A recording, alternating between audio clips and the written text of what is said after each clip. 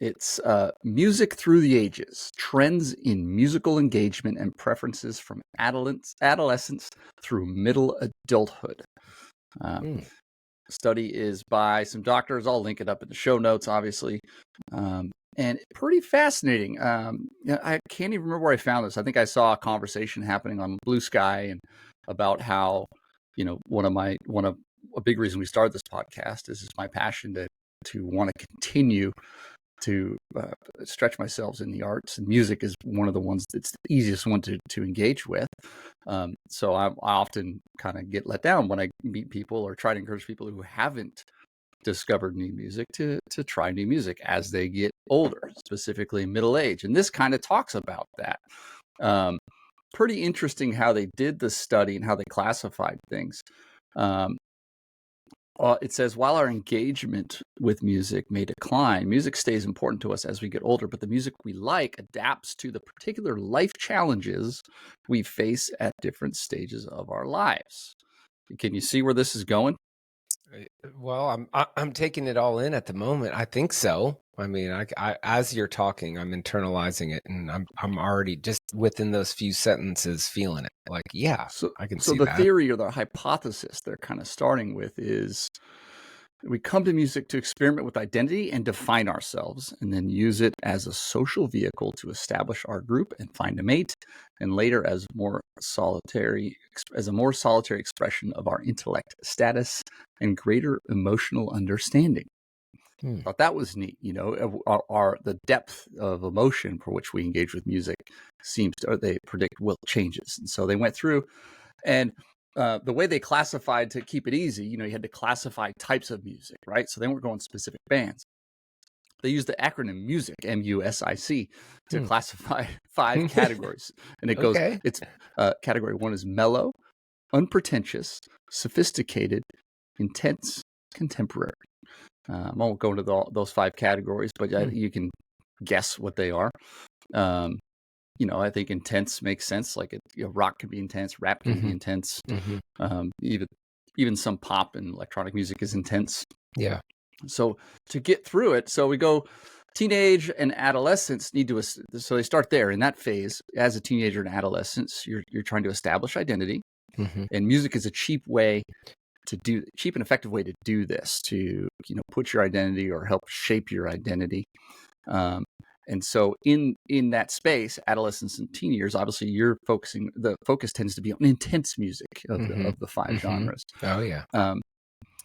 And then that gives way to the rising tide of contemporary and introduction of mellow, such as electronic and R&B in early adulthood. The next musical age emerges. So this is kind of at early adulthood. The next life challenge. Here's the challenge as they identified. It seems the next life challenge is finding love and being loved. People who appreciate this you that has emerged, says the Renfro, one of the people that did the study. So we go from, have you seen that in your own listening? You went from intense stuff, and then you started to get into things that maybe were more emotional. It says are romantic, emotionally positive, and danceable even. So you go from music for me to music for maybe us. I don't know, like we can commune over this more broadly. See that. Like or maybe intimately. I don't just need to hang out with people who listen to punk rock and hip hop. I need to experiment, with more. So cool. And I have a story at the end of this. Yeah. But let me keep going, rip through this, and then we'll talk about it. Okay. So, and then look for the results of these music, life challenge concerns, autonomy. Okay. Middle age begins to creep in. The last musical age, as identified by the researchers, is dominated by sophisticated, such as jazz and classical, and unpretentious, such as country, folk, and blues. I would say pop. I would throw Taylor Swift into that. This is an older study, so I think it's 2013, 2015, somewhere there. As we settle down to the middle age, it begins to creep in. The last media. So researchers. So that's kind of there's really 3 main spaces. Your kind of adolescence upbringing, where your focus is more on intense and aggressive, and then you get into your early adulthood, Young and it's love too. they say contemporary, mellow. As you start to broaden your preference and maybe start to dig a little deeper, depending on, and then in that last phase, you get into more sophisticated stuff, and I think that's where it branches off, really, and that's kind of part of why I think maybe I struggle sometimes to connect with people, because I went down the sophisticated branch versus the, what's the word they use here, unpretentious, which is country, folk, blues. At that time, I would say, easy to listen to pop music. So yeah, those three phases. Can you put yourself in that, John? What did that Yeah. look like for you? Yeah.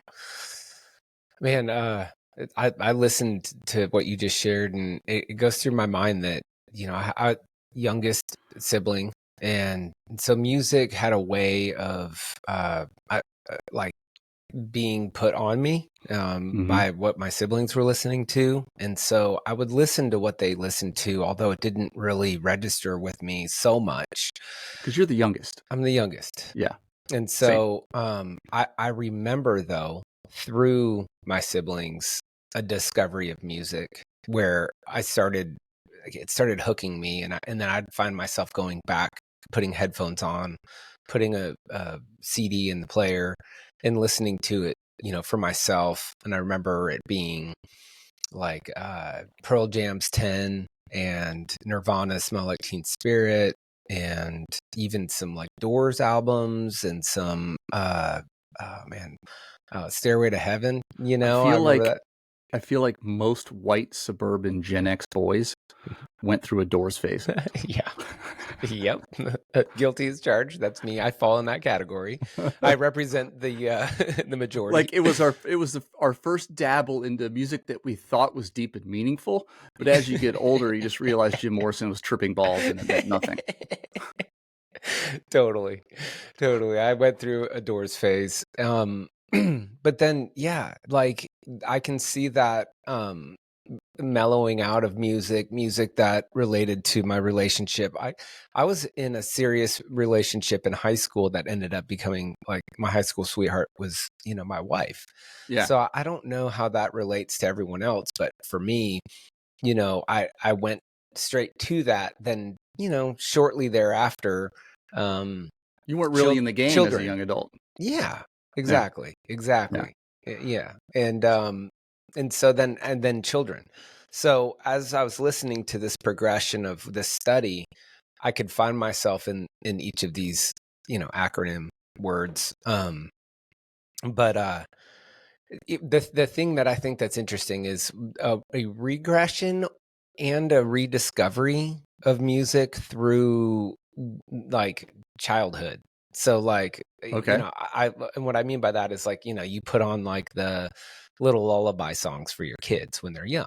But I had a hard time with that. And so like I would find these creative kind of ways to like find a win-win, like Yo Gabba Gabba or like Aquabats, because like Aquabats were just punk, but they were like they made me laugh and chuckle, and it was digestible or consumable as my kids are getting like kind of the ABCs or like Young Adventure or.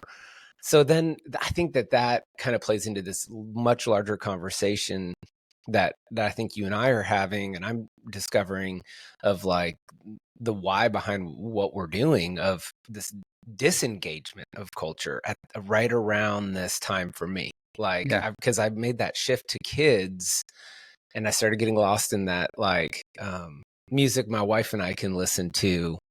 And then that's where I could see the tapering off. Like maybe I don't quite land on the last part of this because of that's just the pace of life that pulled me away from that I'm re-engaging into. I don't know if any of that just like made sense. Well, I would say even in the midst of kids, having known you and been listening to music with you for 15 years, going on 16 years, you're naturally drawn to the sophisticated. So I would say you and I both probably engaged with that genre as defined in this study, that sophisticated music at an early age.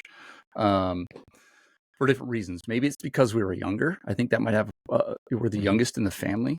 What's the age gap between you and your oldest sibling? 44, like a little over 10 years. I say 11 years. Yeah, so that's almost generational. Not counting, I have my oldest sibling who I never lived with, so much older than me that we never were under the same roof. Not counting her. My kind of closest brothers are, gosh, like 12 and 7 years older than me, and I was exposed to their music at an early age. So I started the journey of intense music probably before most kids. As an elementary kid, I was exposed to Pink Floyd, Bon Jovi, Beastie Boys. Like, this is the stuff that was on my Walkman as I would cruise around town. So intense stuff. Relatively, and so maybe that has something to do with it. I can relate to that. But so now we're at this age where we're trying to avoid giving up, and so maybe that's why it's easier for you and I to not give up. But keep going. So now you're trying to re-engage with sophisticated because you've kind of been you were listening to your kids' music for a while, and now you're looking, okay, what do I do? What's my taste? Well, I think the take on that for me, when you said, kind of avoid giving up, I think I disengage unknowingly.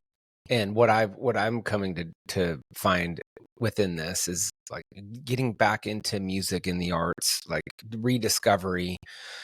There's this lull in manhood, so to speak, where like I'm hitting that kind of midlife crisis where I'm finding my way out of it a little bit through re-engaging. Like, there's life to be had that I miss out on within myself that comes from the arts. Right. And that's giving me like a little more mojo or pep in my step that I've been lacking and been needing.